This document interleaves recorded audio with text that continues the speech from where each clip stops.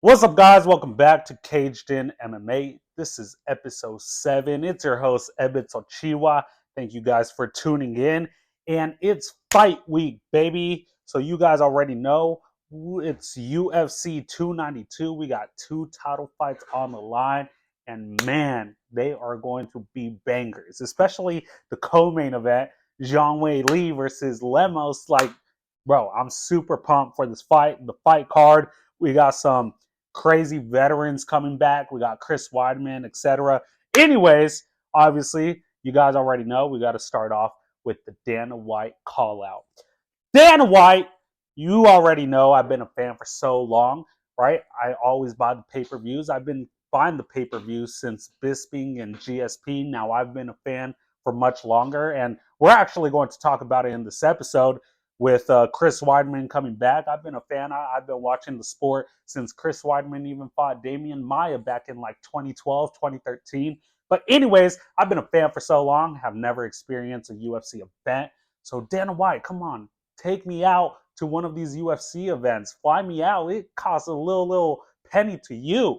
So you know what I'm saying? Like I've spent a lot of money to the UFC. Like I deserve something. Now the tickets are expensive, so you know it's like something else. But anyways, I got the watch. I got these dolls. I got like Bruce Buffer. You know what I'm saying? Like his new perfume. Like come on, Bruce Buffer. Actually, come on. Like take me out to one of these events. Or Prime. Come on, bro. Like give me a sponsor, something. Take me to one of these UFC events I've never experienced before. Man, I love this sport. Obviously, this is why I started this podcast.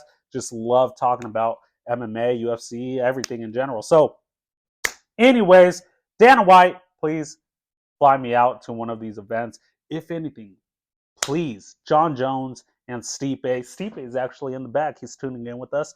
John Jones, the GOAT. So, it's both. I feel like it's going to be a retirement fight for both of them. So, I really want to see that fight. And this is like the last fight for both of them. Obviously, John Jones has said about like if Francis Ngannou fights, he's willing to come back out of retirement. But he already said that Stipe is his retirement fight.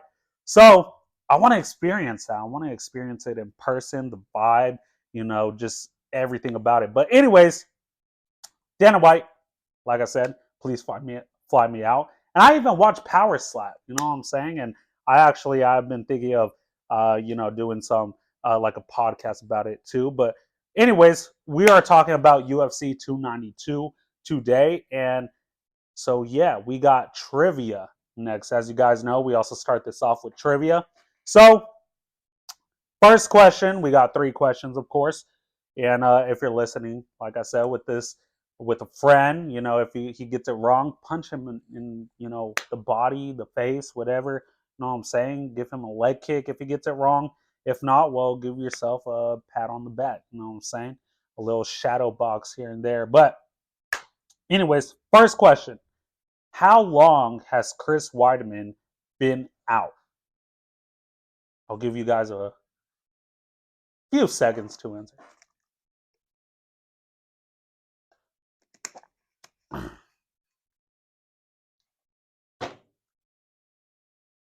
So it's been 2 years, right? He last fought Uriah Hall April 24th, 2021. And he was actually in the card of Usman versus Masvidal, I believe, too. So, yeah, it's been a while. He's been out due to the injury. Insane, like the way his leg broke. Obviously, the same way Anderson Silva broke his leg against him. But it's just I really wonder. Obviously, we're going to talk about it here later. How it's going to affect him, not physically but mentally, right? But we'll get to that later on in this video. But if you got it wrong, then you got to get hit. But if you got it right, then you're safe. So, second question: what year did Marlon Vera beat Sean O'Malley? Both of these fighters are on this card. But yeah, so as you guys know, Sean O'Malley has a loss under his belt against Marlon Vera. So go ahead. I'll give you a few seconds to answer. And if you're watching this on YouTube, or even Spotify. I think it lets you comment down below. So comment down your answers, and let's see if you get it right.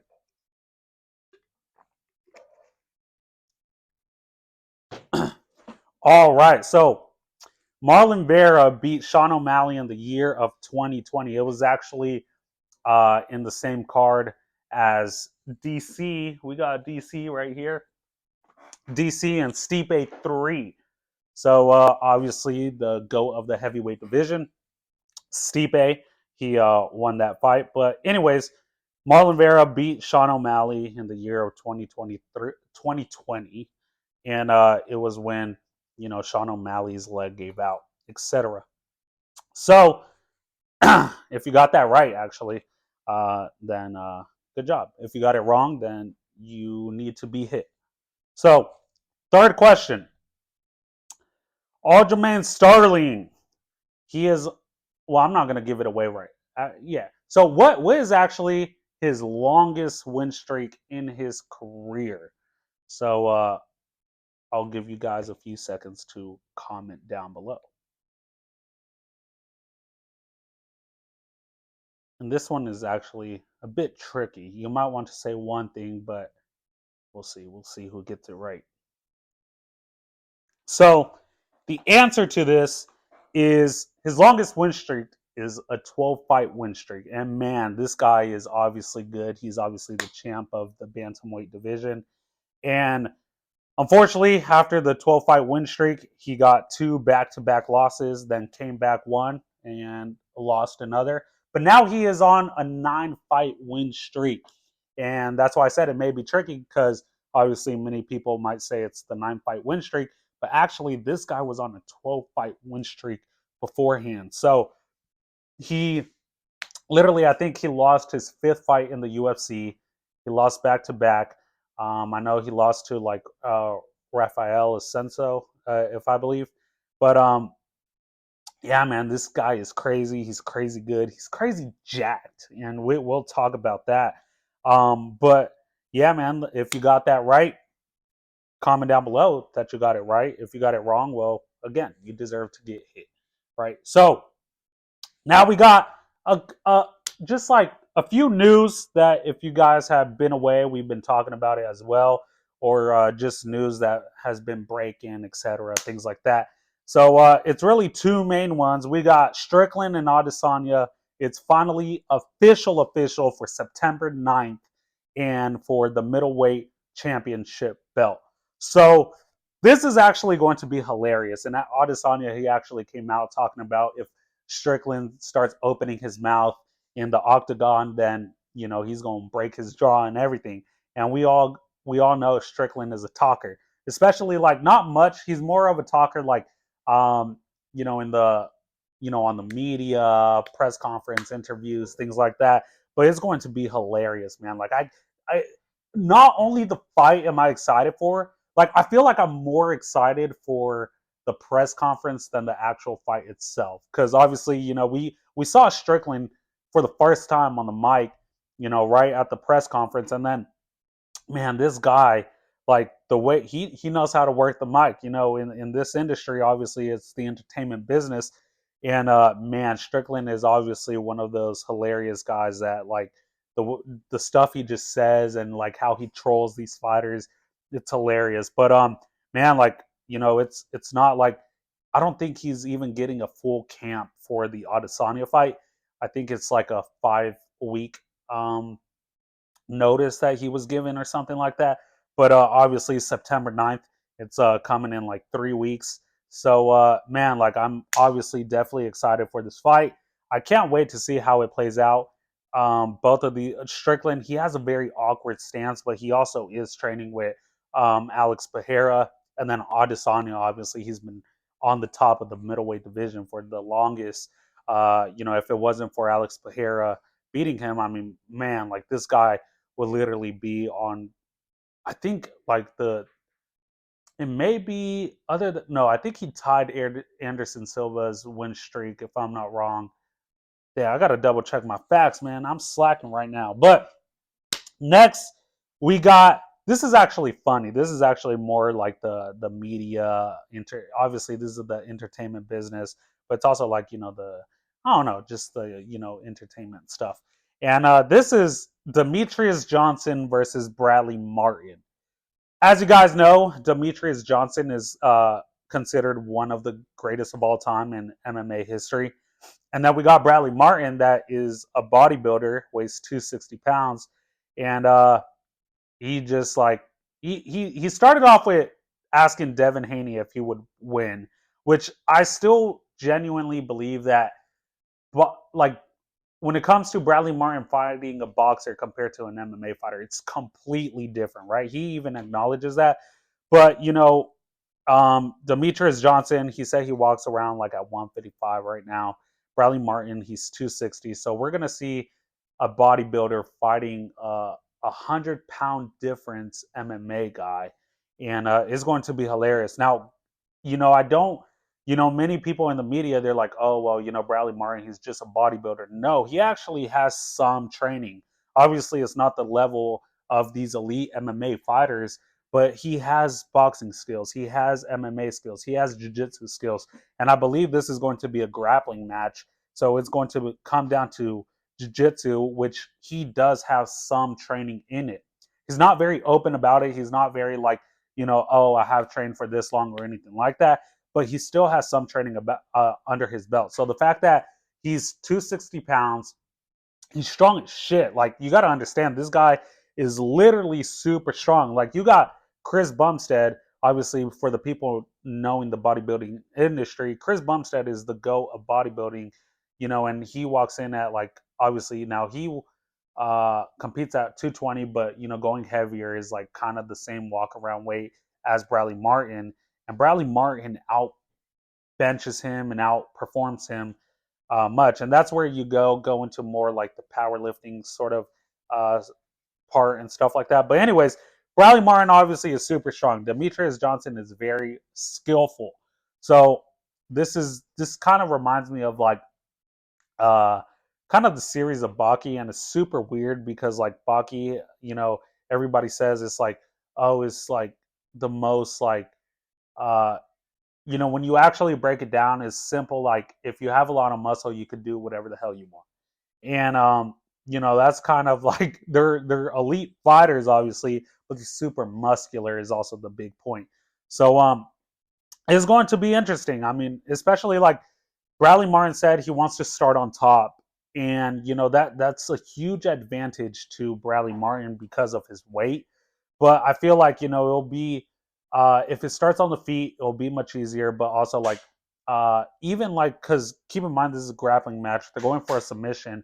Once Bradley Martin tries to attempt a move, I feel like Demetrius Johnson is going to easily counter it, right? So this is a match about skill versus strength, and it's insane. So it's definitely like it's going to be very entertaining.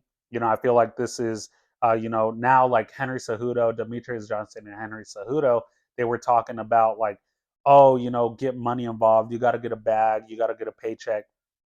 But Demetrius Johnson, he was like, whenever money is involved, it's like it never happens. So, I'm hoping like they're not too much going to try to bring in money and things like that. It'll obviously cause a lot of revenue, but at the same time, it's like, man, like, they just, the people want to see it. So it's like, both of these guys have a lot of money already, but who knows, man? Like, obviously, when money gets involved, it becomes the main factor. But those are two big, I guess you could say, news that have came out this past week or not. So now we get into UFC 292 fight card, baby. And man, like I said, this is going to be a banger.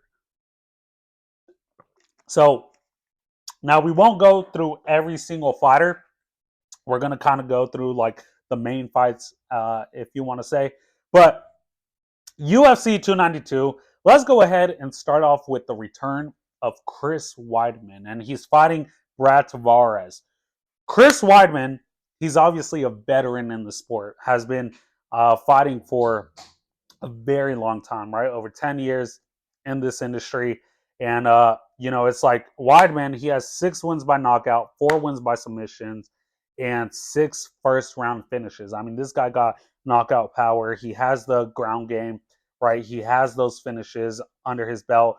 But the thing is, like, obviously, we're gonna get into his whole track record where he left off and where he started off and things like that. But like I said, this guy is literally a veteran in the sport. I mean, Weidman, unfortunately, he's been out for 2 years. Um, I think it was like 13 seconds into the first round with Uriah Hall, and bam, he broke his leg, and man, it was devastating. Obviously, it's crazy because like Uriah Hall, if you guys don't remember, I believe it was in the Ultimate Fighter. It was either in the Ultimate Fighter or Contender Series or whatnot, like where he got that vicious knockout. And he was like, at first he was like very like, oh heck yeah, like this is I got the win obviously, but then he realized like the fighter wasn't getting up, and he had that face of like regret. And Uriah Hall has talked about it. Unfortunately in the sport, he could end people's career. He hates damaging opponents, things like that. Um, but also, he had that same luck when it happened to Chris Weidman, because he knew that it would cause it could cause an end of career. That's an injury to end a whole career. So Chris Weidman obviously is very likable. Is he's the All American, right? So he's fought. He's man, he's fought people like Damian Maya, Anderson Silva twice, Lyoto Machida, which is, man, like I remember, a while ago, obviously Machida doesn't fight anymore, but he was one of my favorite fighters ever, man. And like Lyoto Machida, he was just so like skillful. Him fighting, obviously, Machida fought the greats, man. He's fought John Jones, and obviously, unfortunately, like not fortunately and unfortunately, I love John Jones, but I also like really enjoy all these fighters. But the way John Jones finished, him, like it was insane. But yeah, man, like obviously Chris Weidman has definitely a lot of these great elite fighters under his belt. He's beat Anderson Silva twice. Once by once obviously it was the leg break, and once was the knockout.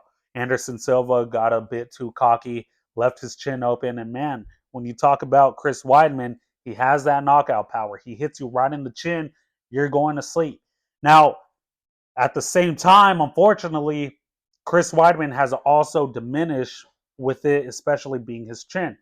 His 5 losses, it's like before losing to Uriah Hall, were knockouts. So it's like, he got knocked out by Dominic Reyes, etc.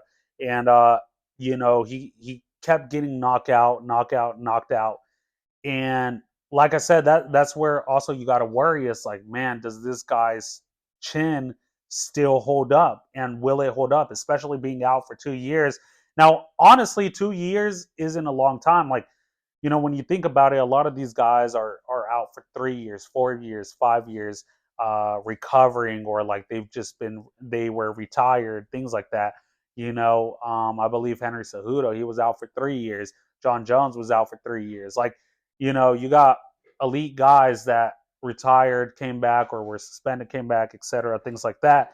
But so Chris Weidman coming back after 2 years, and this is where you start talking about. I wanted to speak earlier about this, was the mental aspect of this, because now it's like he knows, because Chris Weidman was saying like he was like, okay, he was in the fight, and he was like, I'm gonna just throw a powerful leg kick, and threw the most powerful shot, leg kick he's thrown, and it broke his leg. So, that's where you start thinking, like, will he hold back on these leg kicks? Will he mentally be kind of scared, not scared, but like hold back on throwing a kick, because now he's afraid of injuring that leg again, if not like even injuring himself again. So, I feel like, at that point, you could call it, it's kind of like, I now obviously PTSD happens in many different ways, but it's kind of like a PTSD where it's like, man, like, it happened once. All you envision yourself while throwing that kick is how your leg broke. You know what I'm saying? So, I really wonder, and if I really wonder also, for media day, like, I want to see if one of these reporters ask him this question because it's very like, you know, it's true. Like, he may be physically healed, but is he mentally healed? Is it I feel like also with a lot of these fighters, obviously they're fighters. They want to get back in the cage. They love what they do, but sometimes you're too tough for your own good. And, if that may be the case with Weidman, like maybe the doctor said, okay, you're good to go, things like that. But is he not only physically, but mentally prepared as well for his fight? So, obviously he's finding a guy, Brad Tavares, which is, a vicious fighter. I mean, this guy has been in brawls. This guy has, he has knockout power. And, I mean, Tavares has 5 wins by knockout. He has 2 wins by submission.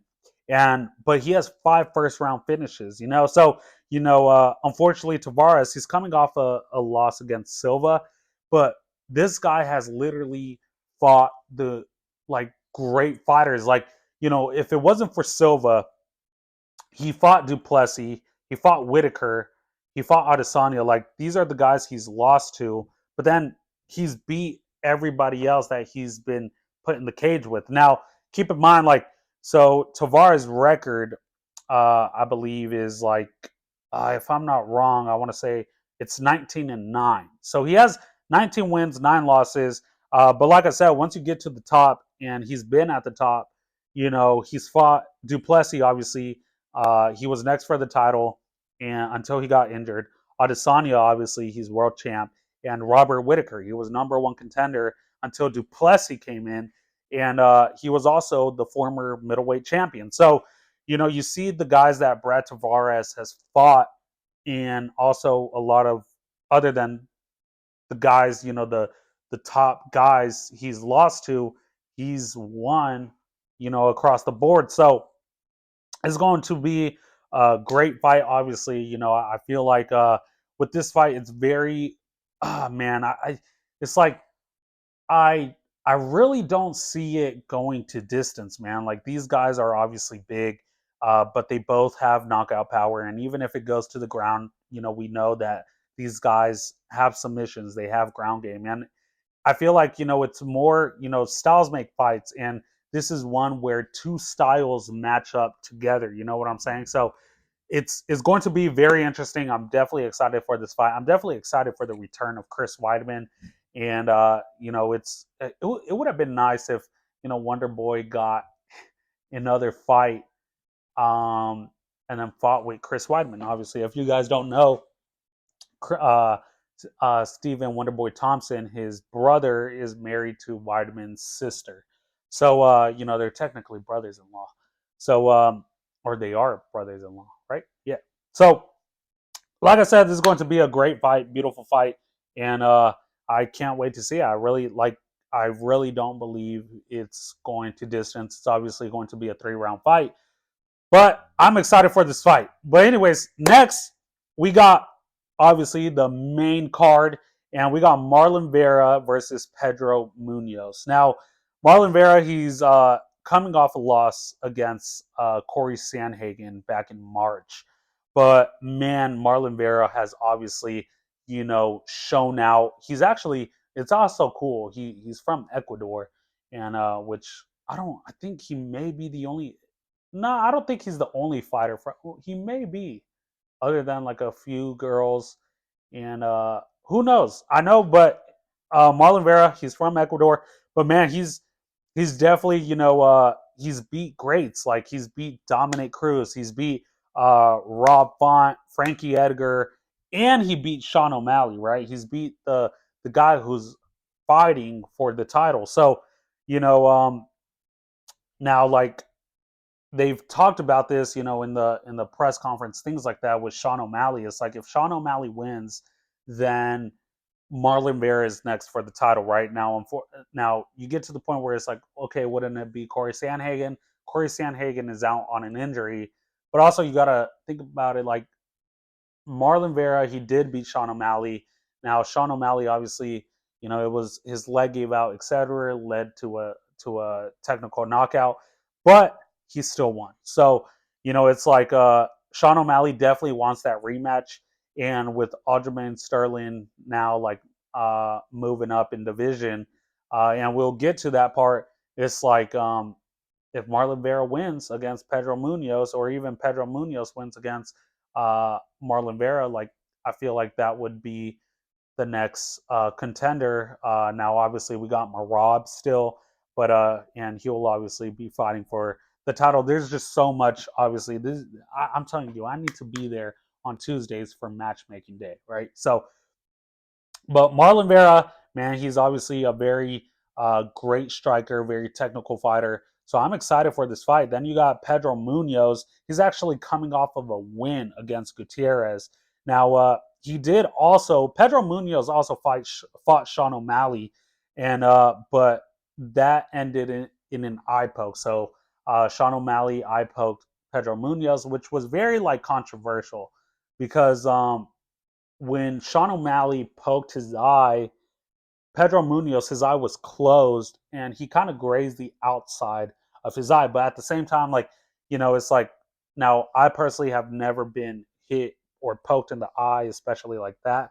So but eye pokes, man, they're a real deal. I know, like, obviously we see people like Bisping and even DC in the fight against Stipe 3, like, man, like the eye pokes, and it's like, or even DC, like I poked Stipe a lot back in the first fight and second fight. Like, and Stipe talked about it. He was like, man, like it kept poking my eye, and then you start getting blurry vision and everything. So it's like, yeah, who knows?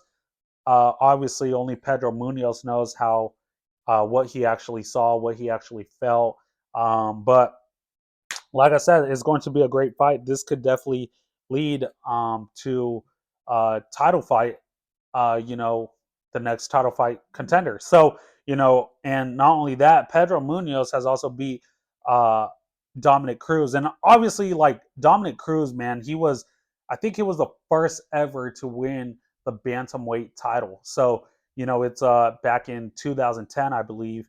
And man, like it's just like obviously beating these greats, and to have those greats under your belt and beating them, like you obviously have like you're obviously at the top of the game at that point. So I'm definitely excited for this fight. Marlon Vera versus Pedro Munoz is going to be a very technical fight, especially both fighters kind of have the same resume, as in like some of top contender fighters that they have fought. um but yeah, like even like both of these fighters have lost to Jose Aldo, and obviously we know Jose Aldo, one of the greats, obviously as well. And man, like Jose Aldo, keep in mind he reigned the division for 10 years until Conor McGregor knocked him out. But yeah, man, like to like I said, both of these fighters are like so equally in the style aspect that it's great. They even have like they have super similar records too. So it's not even style or even the resumes; it's the record as well. Marlon Vera, he's 28-1, so he has 20 wins, 8 losses, and then one draw. And then Pedro Munoz, he has 20 wins and 7 losses. So literally like Marlon Vera, they each have the same amount of wins. Marlon Vera has more fights, but he's lost one more and has a draw as well. So it's when you put it in paper and see it in paper, it's not only like you could see how close these fighters are as well. So like I said, I'm definitely super excited for this fight. um Man, like I feel like this card is very like stylistic, if I want to say. You don't have much like, oh, this guy is mainly a wrestler going up against a striker wrestler. It's more like, these are guys who are very good all around fighters. So it's going to be a great fight. I can't wait to see it as well. Obviously, I can't wait to see this whole card in general. So yeah, like I said, like this is one of those fights to open up the main card. It's one that you don't want to miss. So next we got Neil Magny versus Ian Gary, and I hope I'm saying that right, but this is actually going to be a crazy fight as well. And so Neil Magny, obviously another veteran. That's why I said like there's a lot of veterans in this main card. And we got Neil Magny.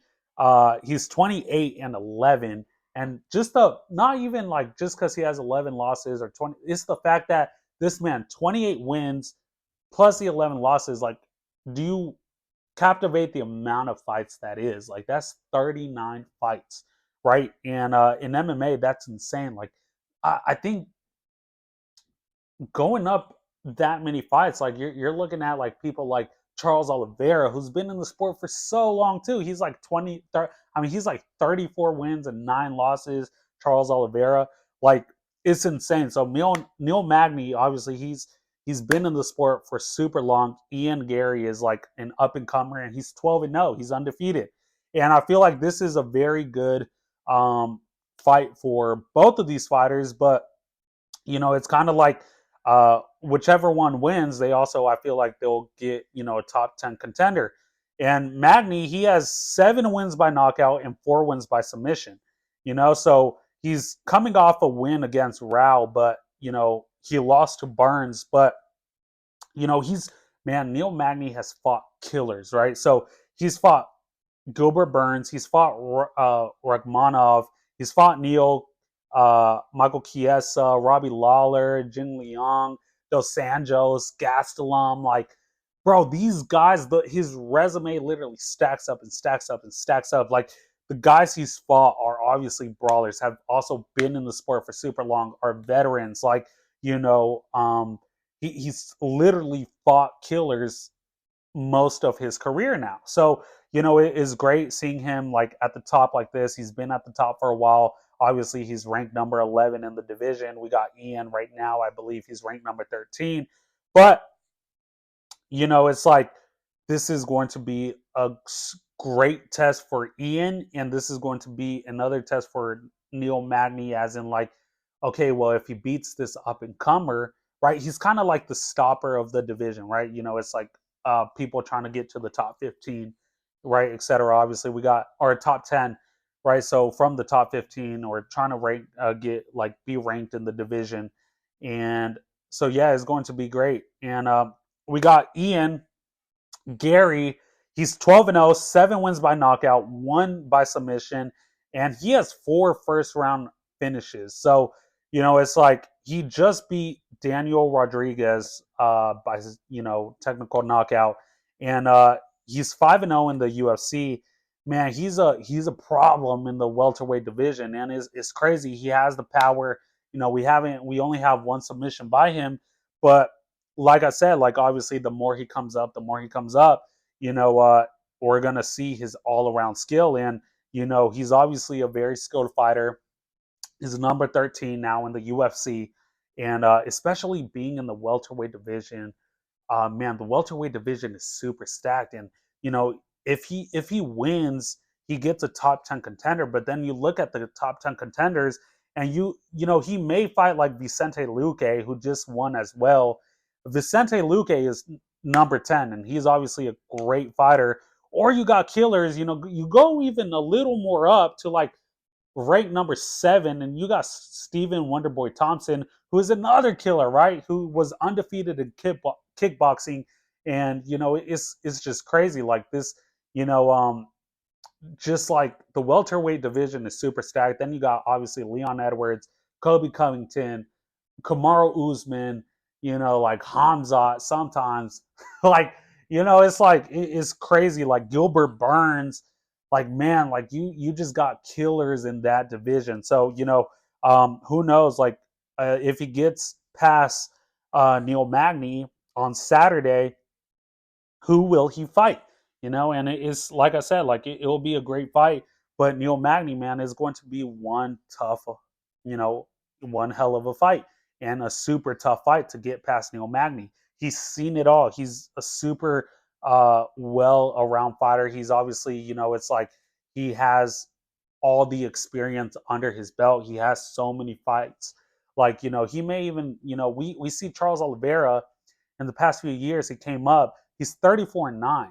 Neil Magny is 28-11, and he's still young. Um, and who knows? Maybe he makes a comeback himself and stuff like that. Maybe he decides to retire. Who knows? He's been in the sport for a while. But yeah, I can't wait to see these two brawl it out. And I honestly feel like this one could possibly go to distance.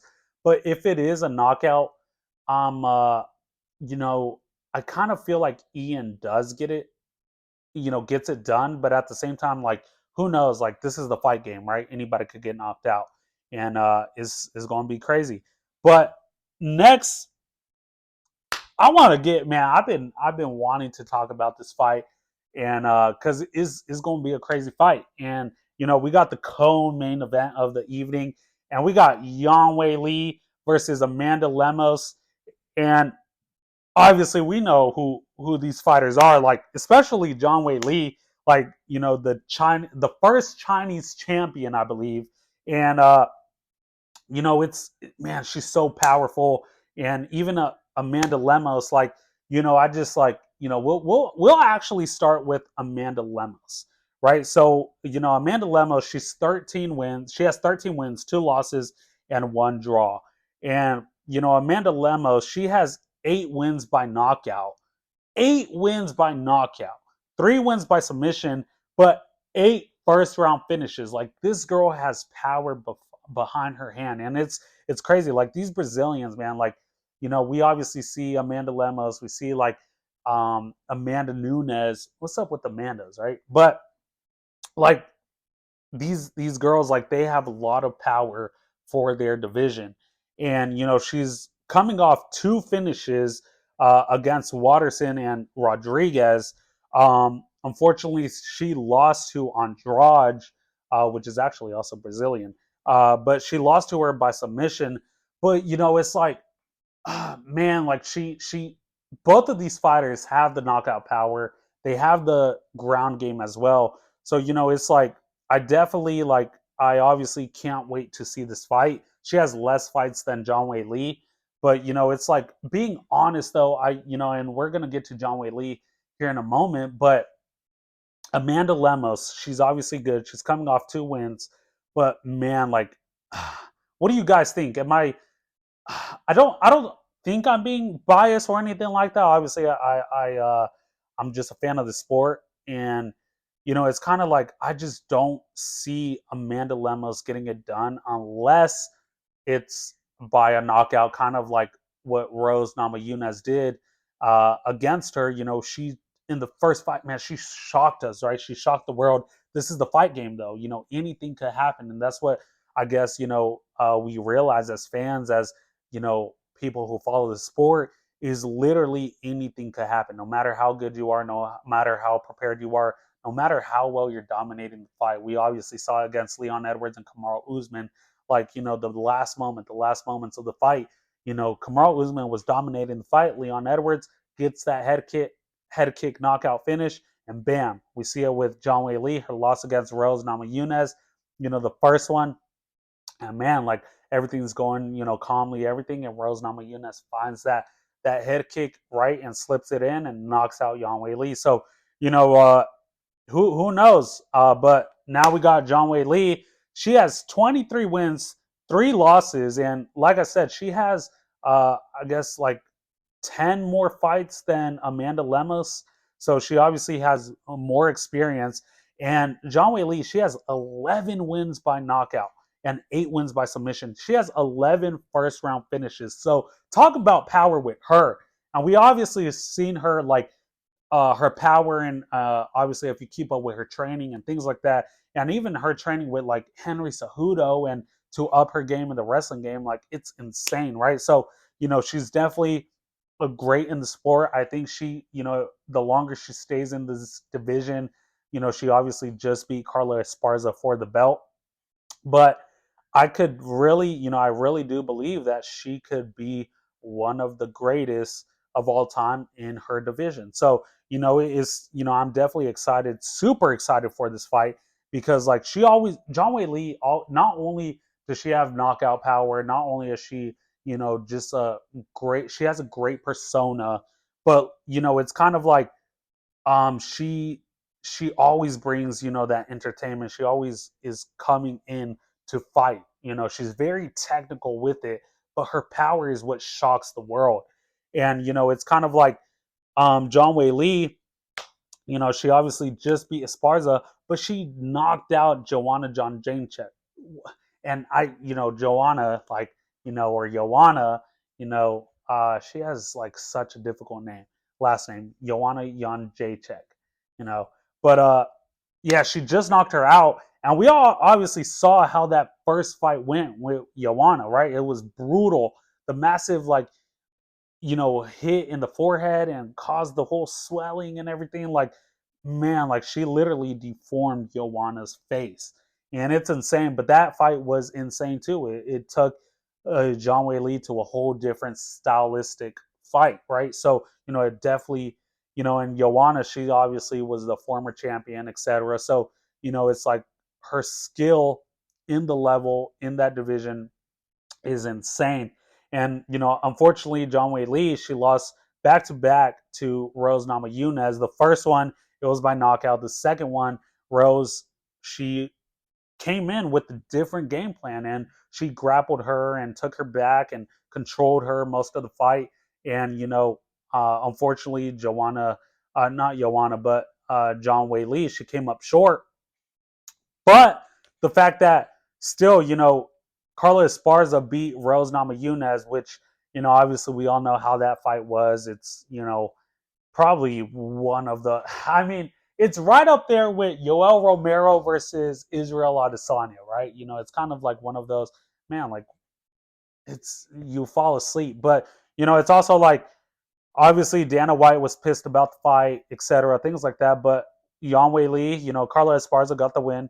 John Wei Lee, she came in and fought and won and beat Carla Esparza due to submission. And it's kind of like, it is great. It's the way she finished Carla Esparza. I believe it was in round 2. So, man, it's this fight is going to be a banger. I really do believe this one. There's no way. Like, man, like, if I were to bet, like, if I had, because I want to say life savings, but like, as in, like, it's also like, man, like 90% chance this fight ends in a finish, whether it's a knockout or even a submission. Like, you got to understand, both of these girls have a lot of knockouts and quite a few submissions. Like, you got John Wei Lee, 11 knockouts and 8 submissions, right? 19, that's 19 of her wins in finishes, 19 out of 23 of her wins, right, in finishes. And then we got Amanda Lemos, 8 knockouts and 3 submissions. That's 11 out of 13 in finishes. So, it's like, talk about the ratio with finish and wins. It's insane. So I really don't believe this is going to end in a decision, especially it being a 5-round fight. There's no way it's going to. I feel like from round 1 to 3, it'll end in a knockout. From 3 to 5, once you get to those championship rounds, I feel like it'll end in a submission. But I honestly feel like this is going to go, if it's not, it's going to be between 1 and 3 rounds. That's where I see this fight going. I don't think it makes it to those championship rounds, right? So let me know what you guys think. If you think that, what you guys think, and talk about, like, what we think and our predictions. I still got the fantasy MMA picks, up and going. So, if you guys want to pick your fighters, pick who you believe is going to win, if it's going to be submission or knockout or whatnot, put that in, and obviously try to win, the prize and get the most points. But yeah, let me know what you guys think. Make your predictions in that fantasy MMA picks. It's in the description, or go to CagedInMMA on Instagram. Click the link in the bio and go ahead and join fantasy MMA picks. But now it's time for the main event of the evening, and we got Aljamain Sterling versus Sean O'Malley. And this is actually going to be, I don't see this one going 5 rounds either, if I'm being honest. And it's like, obviously, we got Sean O'Malley. He's he's a very worldwide, not even in the MMA community, but he's able to capitalize in his hype, right? He has Snoop Dogg. I mean, he had Snoop Dogg talking about him. Then you got him with the Nelk Boys. Then you got him with like there's a YouTuber named Juan who does like giveaways, things like that, pranks and all that stuff. Like he's all around the world, man, and he's obviously now fighting for the title shot in the bantamweight division.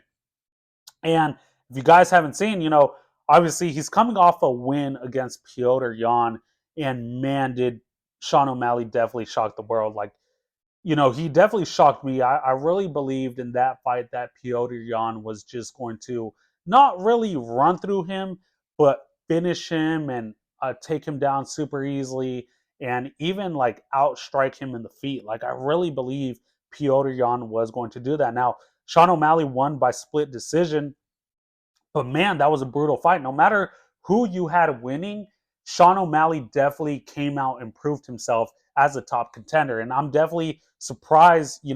Like I said, he shocked the world. Not only me, but he shocked the world. And, I really didn't believe that Sean O'Malley was at the level yet. Obviously, I believe that he needed more fights, etc. But like I said, Sean O'Malley is definitely, he is the hype and he's living up to that hype.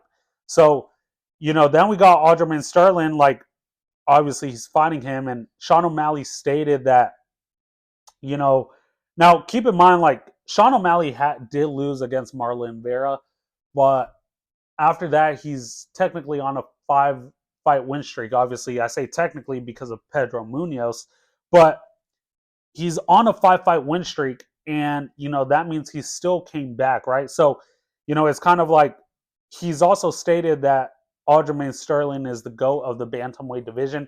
And honestly, let me know what you guys think about this, because like to a certain point, I do agree, but I can also disagree, right?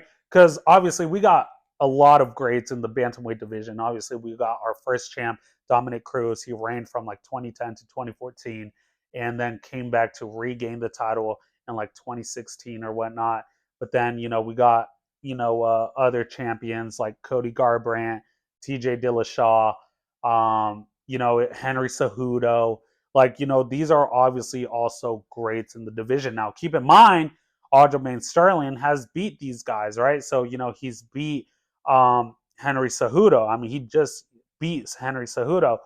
So, it's kind of like, he also just beat TJ Dillashaw. So, and now he's on a 9-fight win streak. He was on a 12-fight win streak. He does have 3 losses under his belt, but I really, Sean O'Malley made a good point. He was like, if not him, then who? And like I said, I just mentioned a few names, but you then see Sterling, he's beat a couple of these guys, So, I'm super excited for this fight. It's kind of like, let me know what you guys think if you do believe that Aljamain Sterling is the GOAT of the bantamweight division, or if this fight solidifies that GOAT status. So is he the GOAT of the bantamweight division now, or will he be the GOAT and solidify that title when he beats Sean O'Malley? Because at that point, now he's, whether win or lose, he's going up in weight division. So let me know what you guys think. It's like some people may say, well, he still needs more fights, things like that. Obviously, the weight cut is still draining him. But, it's kind of like, some people may be like, no, he needs more fights. But at the same time, you think about it, and it's like, you can't really keep waiting on these up and comers, right? There's a certain point, obviously, Aljamain Sterling has talked about it, where the weight cut is too taxing on his body. And we already see how lean he is, which is insane. So, let me know what you guys think. Now let's talk about Aljamain Sterling, obviously. He is on a 9-fight win streak, right? He has 3 wins by knockout, but 8 wins by submission. And this is where I think the game plan for Aljamain Sterling is to take him to the ground. Just like, he has shown to be so elite in his ground game. We obviously saw him with Henry Cejudo. Henry Cejudo is an Olympic champion in wrestling. Like, you got to understand, like, Habib and GSP, they have all talked about it. Like, being an Olympic level wrestler is so much more elite than just being like a world champion or and being a wrestler, if that makes sense. So it's kind of like Olympics is where the greats of the greats come to prove themselves. And Olympic, you know at the Olympic level, it's definitely a different league. So the fact that he not only took Henry Cejudo down, but he was also able to defend the takedowns of Henry Cejudo. So the fact that obviously Sean O'Malley, he's not a wrestler, right? So it's kind of, it comes to the point where it's like, okay, like Sterling will definitely dominate on the feet, especially to keep up with a guy like Henry Cejudo. But here's also another point: is that Sean O'Malley is so long, and the way Aljamain Sterling was caught with the knee against Morales, um, he kind of, when he goes for the takedown, he kind of goes head first, right? So when he goes head first, he keeps doing this, and Piotr Jan actually caught on. But the thing about these some of these fighters is that they're not so long that they can't reach the top of like the head to once he's ducking. So it's kind of like they're short, so it has to reach to their hip level for them to even get the knee in. But Piotr Jan, he was able to hit him with the knee. Then we see Aljamain Sterling. He obviously got knocked out that way. So who knows? Maybe if Sean O'Malley, his coaches, or even him, they catch on to that he goes head first. Sean O'Malley has that length and that reach and the power to knock him out just the way Morales did. So like I said, but even on top of that, like keep in mind, this man has beat Cejudo, he's beat TJ, he's beat Piotr Jan twice, he's beat Corey Sandhagen, and Corey Sandhagen, he's just coming off of a win, but he's another elite grappler, So it's crazy the fact that Aljamain Sterling has literally beat these elite guys. His biggest threat, I believe, was uh, Piotr Jan, and then it became Henry Cejudo. Although Henry Cejudo, it was kind of like he's been out for a while, things like that. But that's still, it doesn't take away the fact that he's still an elite fighter. So let me know what you guys think, especially like the fact that not only is Aljamain Sterling an elite fighter, but his coach is Matt Serra. I mean, Matt Serra, right? So, another elite fighter to an elite level. And it's like, man, like Matt Serra is obviously doing something right. He's his jiu-jitsu coach, his main jiu-jitsu coach. And it's amazing, man. So, it's kind of like this guy has definitely, you know, gained the status. I could see how he gained the status as being considered the greatest of all time in the bantamweight division. Now, obviously, we saw him fight the first fight against Piotr Jan, and he got dominated in that fight. Obviously, if it wasn't for the illegal strike from Piotr Jan, then Aljamain Sterling would have 100% lost. Like there was no debate. But like I said, you see a lot of these guys get dominated, come back and win because they trained. They expected how they now expect how the fight will go. So it's kind of like Leon Edwards. He got dominated with his first fight against Kamaru Usman. He came back and completely dominated the second fight. Whereas most of us thought, oh no, Kamaru Usman is going to destroy him. But no, with a lot of how this plays out is, they go back where the fighter that dominated, they're like, well, I don't really gotta improve, if not work on a little of my flaws. Whereas the other person that was getting dominated, they're like, oh no, this is how they beat me. I gotta literally focus on how they beat me. And then they come back and dominate them in the way that the other person dominated, in the first place. So, it's that's what Aljamain Sterling did. He got dominated in the first fight against Piotr Jan, but then came back and dominated, not really dominated, but like, it's kind of like he kept he controlled Piotr Jan for the longest, right? We kept seeing the triangle locks and Piotr Jan, he couldn't get out of it. So you know, Aljamain Sterling, he came in with a great game plan, and yeah, so I'm definitely if O'Malley doesn't knock him out, I believe Aljamain Sterling will definitely win. And I believe Sterling is going to go for the takedowns early on, and if not, submit him very early on. So, but like I said, we haven't really seen much grappling, etc., from Sean O'Malley. It's Sean O'Malley. He has, uh, he knocks out these guys, right? So, he has quite a few knockouts under his belt. So, like I said, I'm just super excited for this fight, and you know, I guess also that's where you talk about the what's next for this division, and this fight is going to determine that, right? So, we already know Aljamain Sterling is going to move up in the division, and he wants to challenge Alexander Volkanovski. Now, the thing is that even if he loses, I believe that he still deserves the title shot with Alexander Volkanovski. If not, I feel like a fight against like Brian Ortega, uh, or Max Holloway would be very good for stylistically for Aljamain Sterling. Like Max Holloway, obviously a very good striker, but he has elite takedown defense. Whereas you got Brian Ortega, stylistically, these both guys are not only grapplers, super elite strikers, but elite grapplers as well. They're both black belts in jiu-jitsu. And that is literally, man, that would literally be an amazing fight. Brian Ortega versus Aljamain Sterling. That is a perfect fight. And like I said, Dana White put me in matchmaking on Tuesday. But anyways, yeah, like, and if Sean O'Malley wins, obviously, um, then he just starts fighting, I guess, Marlon Vera for a title defense, and then Corey Sandhagen, etc., things like that. So, or does Marab get the title shot?